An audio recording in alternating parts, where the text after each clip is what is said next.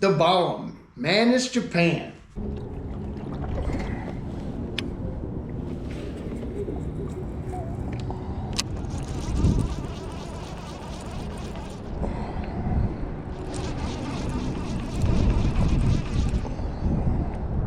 There we go, there we go, there we go. Come on, baby, there's a Balam fish. Oh my God, dude. This fish wrecked it, dude. Hammered it, there's a Balam bass. Hell yeah, guy. That was on that pause, baby. That distinct pause. Oh, we got him right on the outside. He kind of came up and probably more swatted at it or whatnot. There you go. We got him now. Little bit of wind, little bit of overcast. Definitely, you know, cool weather. Balam time, baby. All right, man. So just thought I'd do a series on all the swim baits I throw. You know, it's kind of I've been doing this for a while now. Really got into the big swim bait thing, and like anything, it's like anything with fishing, it's a total rabbit hole addiction in and of itself. And I just over the years I've been throwing a bunch of different ones. I definitely with time you definitely find the ones that work for you. You know, your bodies of water, the situations you like, and but they're very expensive. You know, I've spent a lot of money on swim baits because, you know, when you first get into it, dude, I'm buying everyone I can get my hands on, you know, and throwing it and swimming them and fishing them, and just so basically I thought I'd do a series called Why I Love This Swim Bait, you know, and this will kind of, I'll branch out, like it'll be kind of a big bait series, you know. We'll cover some large soft plastics, stuff like that. You know, it's not just gonna be swim baits, but it's gonna be like the bigger baits you're gonna use to target the bigger fish in your lake, you know, when you really wanna get that big bite, you know? So today, dude, this swim bait, so much fun. One of my favorites. More of a niche-y swim bait. This isn't your day-to-day going out, throwing a glide bait. This is very much kind of conditionally specific for me, but some of my all-time greatest bites I've ever had, most memorable bites I've ever had in my life, catches giants, so much fun, and that is the Madness Japan Balam. All right, dude, such a fun bait and just a unique bait that fills a niche. And I feel like this bait doesn't get the love it deserves. You know, these baits are expensive. Like it's, I think it's $100 for the two. This is the Balam 245. They have the 300 size. And I think now you can find that they are a variety of size. Like they have a 200 size. Like they have a bunch of sizes of this now that you could probably get if you live in Japan. Here we have the 2 sizes, you know, that you can readily get. Tackle Warehouse, hookup tackle, you know, places like that are gonna have these. You know, I said the 2 different sizes that we got, and the 300 is more of like a 12-inch size bait, you know, tip to tail. Obviously you have like a kind of decent soft tail past the hard body sections on both of these guys, as you can see. And so more of like your 8-9 inch size, the 245, and like a 12-inch size with the 300. You can see though, it is a very streamlined bait. You know, it's not a very tall bait like a lot of like glide baits would be, especially like your choppier glides. You know, it's a very like, I'm gonna say a trout shaped style bait, which generally down here in Florida, I don't know, man. I tend to have better luck with something that, you know, obviously looks more like a shad or a bluegill. That's just what we have down here. But I mean, you know, there's plenty good shad pattern. Like, the way you're fishing this bait, they're going to eat it. They are not staring at this bait. This is a bait you're fishing very fast. It is flying by their face, all right? So the guy that made this, I believe Satan Shimada, I'm going to butcher that guy's name. I apologize for his butchering the brilliance that is this man. He made this bait really for fishing fast along, like, in Japan, where he fishes, they have these sheer cliff walls that he's fishing tight along. Also like docks and stuff. So he's fishing this bait very quickly along structural elements, and then getting fish to like kind of come up and you know, start to attack it. And then he, you know, he definitely uses the 8-trap method with this bait. It's a big deal. You know, he'll reel it right along tight against the wall. And when he gets close to where he is, he'll start to 8-trap it along that. So fish can like basically pin this bait against that structure that he's fishing along. So that's kind of what this bait was developed to do. Now here in Florida, not at all how I use it. Not the way I use it. I don't fish this. You know, he did a video where he was in the US and he was fishing it along dock. So I got to see like how he's casting and bringing it up to a dock and doing the 8-trap to get fish to come like from afar that might have followed it to the dock, but also fish that might be under the dock, seeing this bait panic and come out and you know, chew this bait. I just don't do that. The way I fish this bait is over submerged vegetation. Now I will say, I will throw this bait, by the way, there's floating models and there's sinking models. I'm mostly talking about the floating model, all right? We're gonna cover sinking, but it's really not what I use. The floating model is the deal for me. This bait only dives 1, maybe 2 feet below the surface. It is very subsurface bait when you're fishing it. So it really fishes great over shallow grass, just not too shallow of grass, obviously. And for me, the action is burning this bait and pausing it. So when I'm burning this bait, you know, it's got a very tight swim. So you can see the all of the joints in this bait.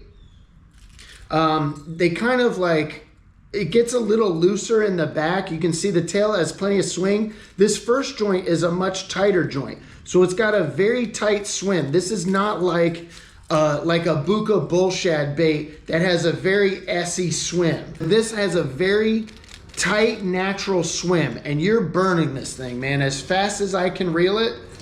And when I give it that pause, the beauty of this bait, all right, the money behind this bait, the perfection, this bait, when you pause it, it dives down nose first. It does this nose first dive and this body roll, and then it kind of rights itself back. Man, anyways, the point is, when you're burning it, you do that pause. It does that boom body roll. This bait throws a lot of light, all right? So you can see this is my main Balam that I throw. This is the first one I ever bought. I think it's Laser IU, and it is a very reflective. If you hold it up to the light, it is like a semi-transparent bait. And so great for clear water, but even in stained water, this bait, when it does that body roll, the sun reflects off of it and it throws so much light out in the water. Like, especially like dark tannic water, I've been able to, like, even in a kayak, see my bait where it is. When I give it that pause, I see that flash of light out there in the water. I'm like, oh, okay, that's where it is. It's crazy how much light it throws. And that light, that flash of light that it throws, I think is one of the big triggers for this bait, for how I use it. Dude, fish will come from near and far. When this bait pauses and gives that flash, it's like a homing beacon, dude. And I've had fish where I'm throwing this over deep submerged grass. You know, this is subsurface, and I'm throwing it over grass where the grass starts 10 feet or more beneath the surface. So there's plenty of open water between where the grass would be, maybe where the fish are down in, the eelgrass and hydrilla that they might be hanging out in, and the surface of the water where this bait is. And I've had fish come straight up out of that grass just to murder this thing.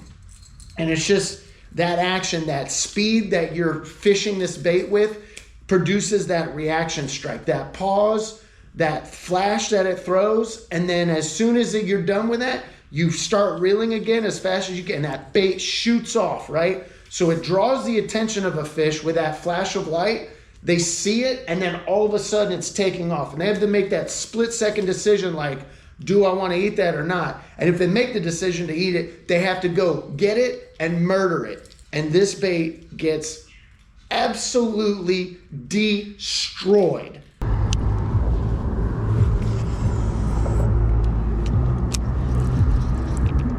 Oh, God, dude, there we go. Oh, my God, dude, fish hammered it. That's a Balam fish right there. Oh my God, dude, hammered it. Oh God, what do we got going on here? Am I just hung now? Damn it, did I miss it? Oh, shit. Oh, God. I don't even know if this fish is still on. Dude, as soon as it landed, 2 cranks, this fish hammered. Oh, he's still there. Oh, my God, dude, look at that.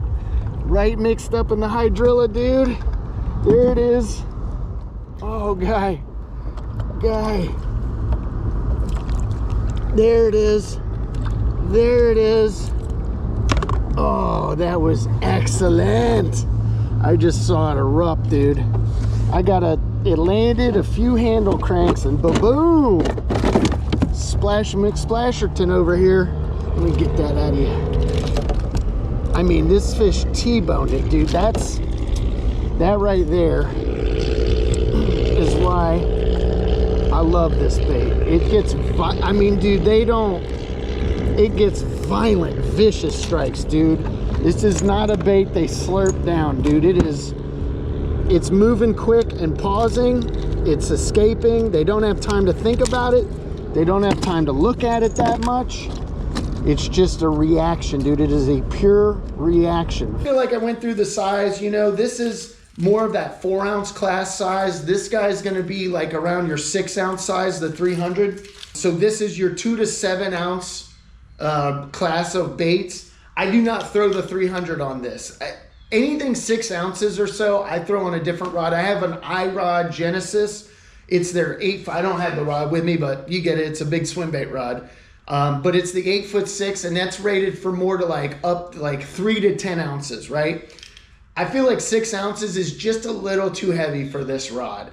You can do it, but to me, it's uncomfortable to do so. It makes the butthole pucker when you're slinging a 6-ounce bait around, and you just feel like it's a little overpowering for your rod, you know? So anyways, Lowdown Custom, you know, this is a this is a treble hook rod, so it's a more parabolic rod, right? For me, swim bait fishing is all about the extremes. If I'm gonna throw treble hooks, I want a more parabolic rod, or the most parabolic rod I can get. And if I'm gonna throw like, you know, jig hook, paddle tail, you know, weedless, like owner beast hook style paddle tails, I want a broomstick. And that's just because I'm fishing in a kayak. And when just for a variety of reasons, I found that I want to go to the extremes with my gear as far as whether I'm fishing a treble hook bait or a single jig hook bait. Got a Coastal Daiwa 7-to-1 gear ratio. I think I can, you know, if you want to reel it quicker, go to an 8-to-1. I don't know. I think 7-to-1, as fast as I can reel, it does the trick. It does what I need it to do. This bait flies through the water fast enough for me. With me, you know, reeling this as fast as I can in a controlled manner, you know? So pretty standard setup, right? Just a treble hook rod, a moderate action, you know, swim bait rod. And just match up, the weight limits to the baits, you know? So I definitely, the 300 size, I'm throwing on a bigger rod. 245 is this guy right here. All right, so we covered the action. So specifically, you know, you'll see, so these are the two, like if I'm gonna throw a 300, I've got a couple of each. You can see this is another one that I picked up. It's a very shiny, you know, very reflective. That is definitely the key for me, is that reflectivity of the bait. So if you can only buy one of these, get one that has a lot of flash, all right? That's my suggestion. You know, you can see here, I do have in the 245 size, just the standard bass pattern.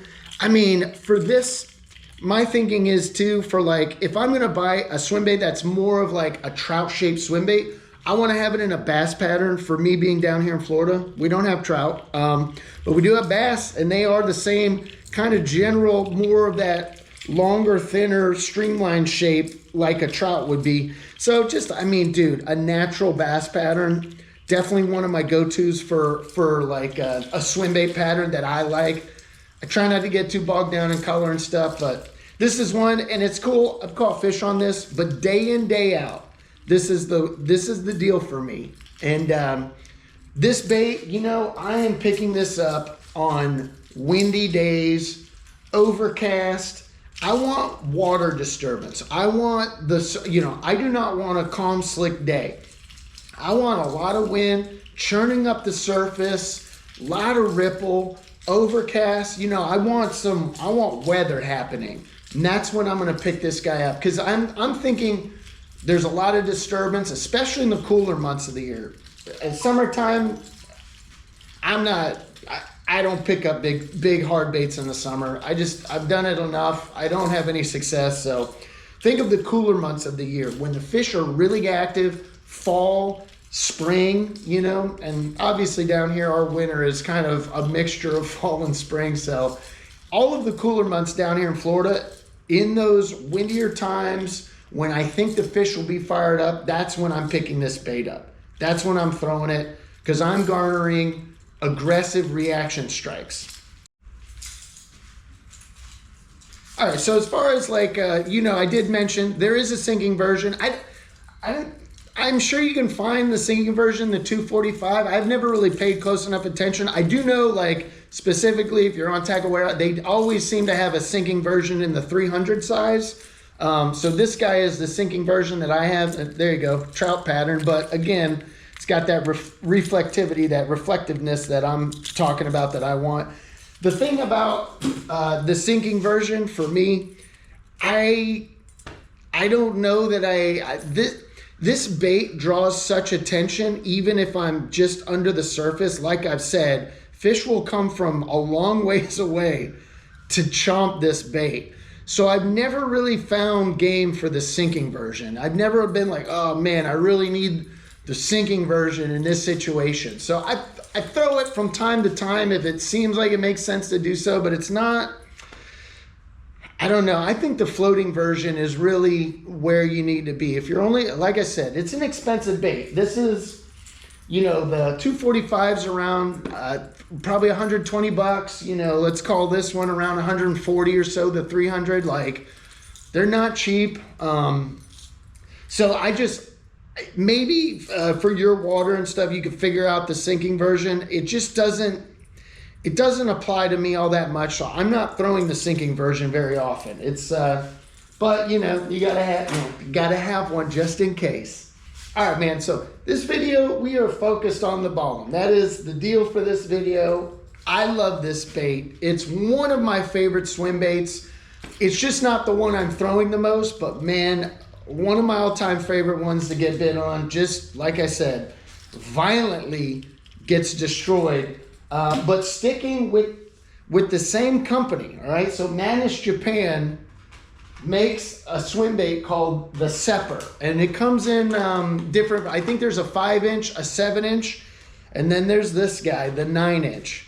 So very much to me, very much like a soft plastic version, right, of the Balam, or as close as you're going to get to it, as a soft plastic, weedless version. You can see I got it rigged up on a beast hook.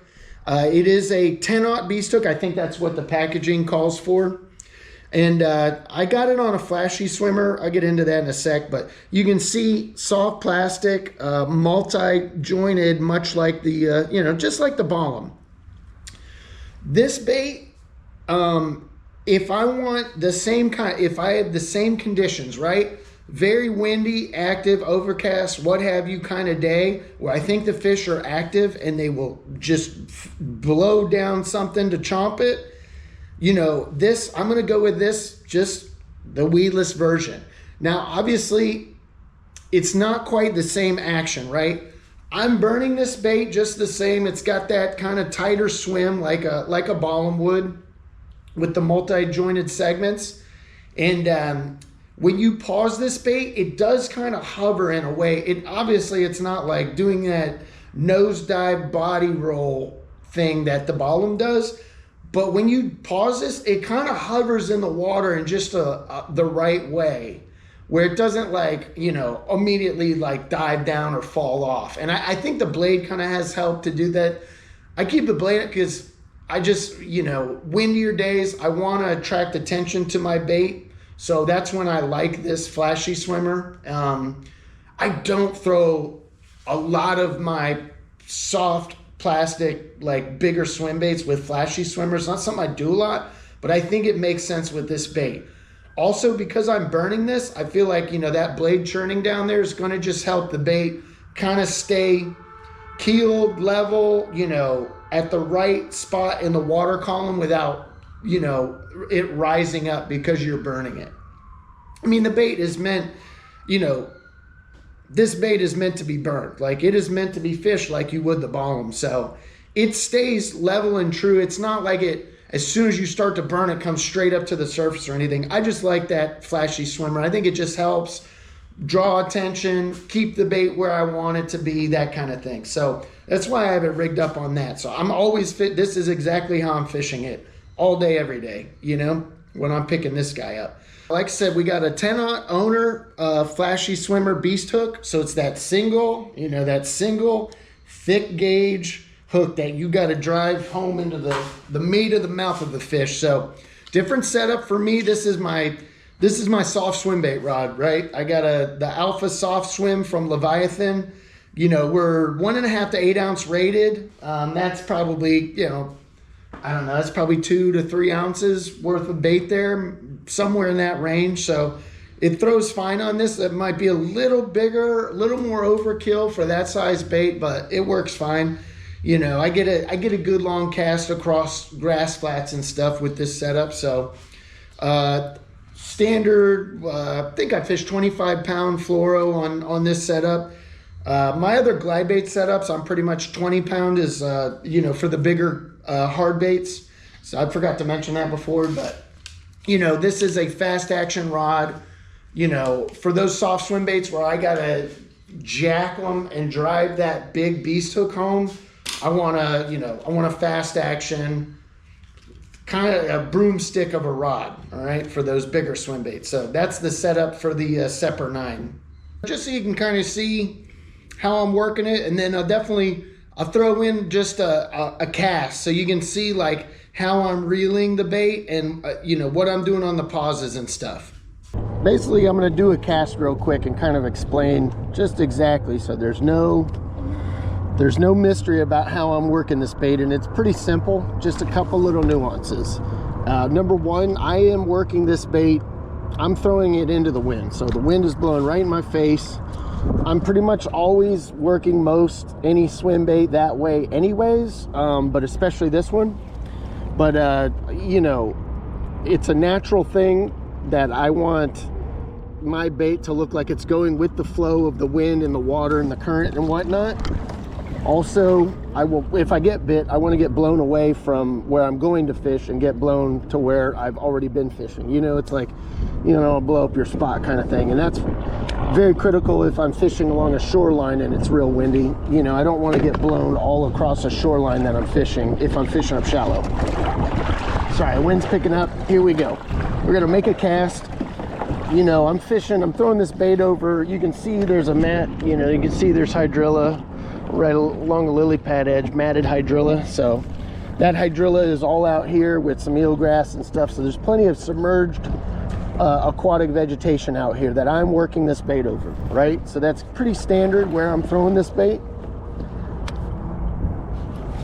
So you just fire it out there. The bait tracks really well. It doesn't tumble. If you get a nice clean cast, you can really sling this bait way the hell out there. It's awesome.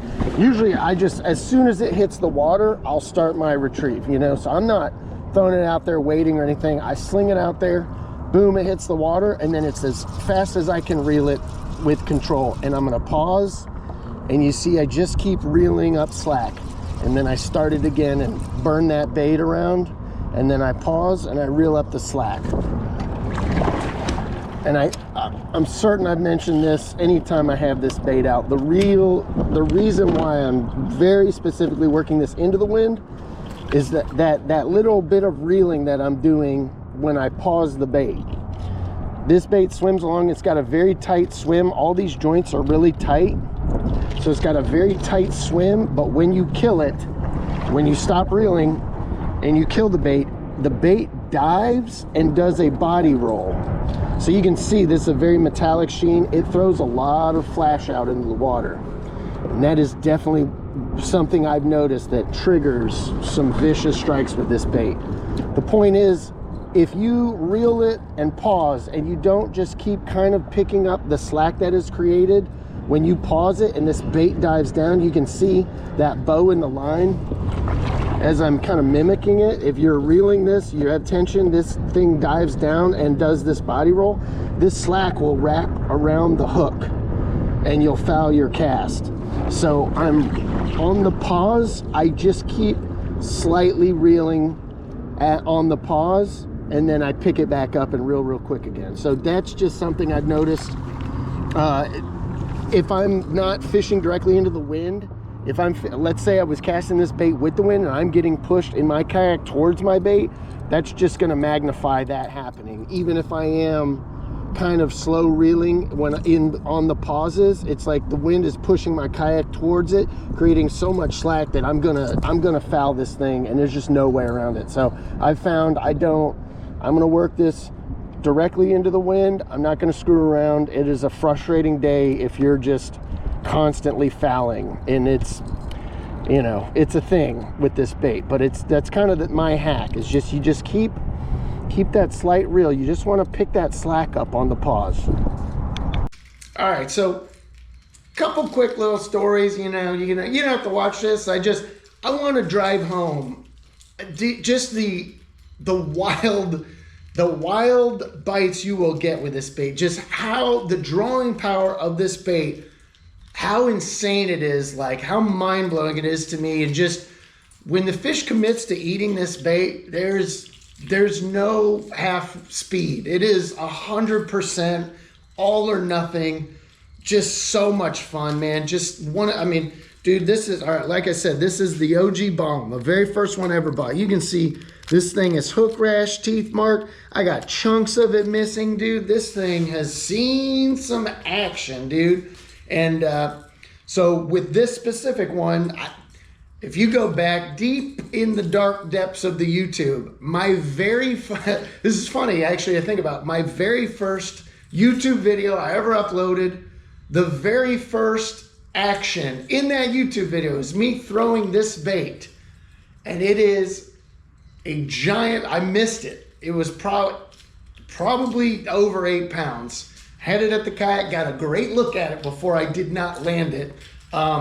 Anyways, I'm fishing this bait in that video. I'm fishing it basically in a smaller lake, dark tannic water, and I'm throwing it just parallel to lily pad, like fields of lily pads and clumps that are kind of on the perimeter of this lake.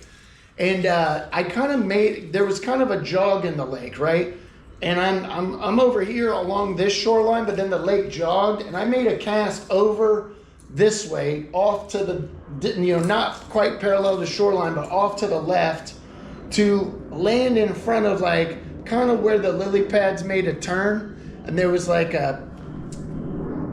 there's kind of a lull in the lily pads, and then more closer to me was a big, like just a round, nice sized clump of lily pads. So I'm bringing this bait and I'm working it back to me, and as I'm working it, I'm probably several feet off the front edge of this circle clump of lily pads, right? So I didn't really cast to bring the bait kind of like directly right in front of that clump of lily pads. I was more throwing it this way.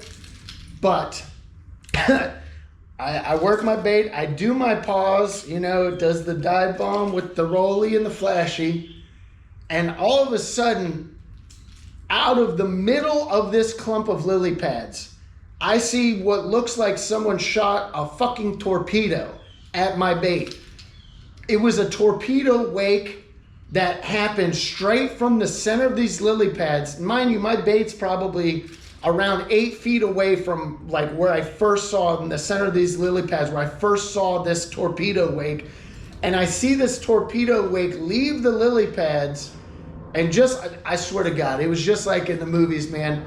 Whenever you see someone shoot a torpedo in the movies, it's always like a wake under the surface, and then right before it hits its target, you see that wake disappears. The torpedo like kind of dives down to like really hit home its target, and that was exactly what happened.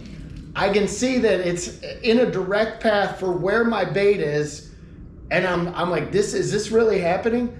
And the weight just disappears. This is the wildest shit. I didn't feel that bite. I never felt the fish contact my bait. It hit this fucking thing so hard that the fish hit this bait and turned towards me and started swimming towards me. And it was going so fast that it knocked so much slack in the line that I never felt the bite, which is the wildest shit on earth. I just knew based on when the weight disappeared that we had landing. So I just start reeling really quickly as fast as I can. I finally caught up to this fish, set the hook, fought it. Nemini Snicket, series of unfortunate events. I lost that bass at the kayak because I'm trying to grab this husky, fat pig of a bass and toss it in. The reason I'm like kind of trying to scoop it is because that fish hit this bait so hard that it ripped the back hook. It blasted the split ring off and ripped the back hook off this bait. And the back hook was kind of in the side of its mouth. So every time I went to grab this fish, when it opened its mouth and I was trying to grab it, I was grabbing my hook with my hand. I was like, and I was being a bitch about it. Should have just committed to the bloody hand with a hook in it and drug that thing in there. But I didn't, and eventually the front hook lost. It was thrashing around so much, the front hook lost, and I lost that fish. And that was, if you can go back and find that video, I almost cried. It was still relived, but probably the most epic freaking bite I've ever had in my entire life. I have never seen a torpedo bass wake ever. Never. I've never seen that ever again. It was so insane.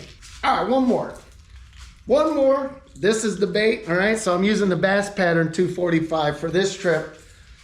Out in the kayak, and this video somewhere out there in the annals of YouTube on my channel, but it was a really crummy, overcast day. I think I just kind of gotten this one, the Bass Pattern, so I was tossing this one around more than the Laser IU.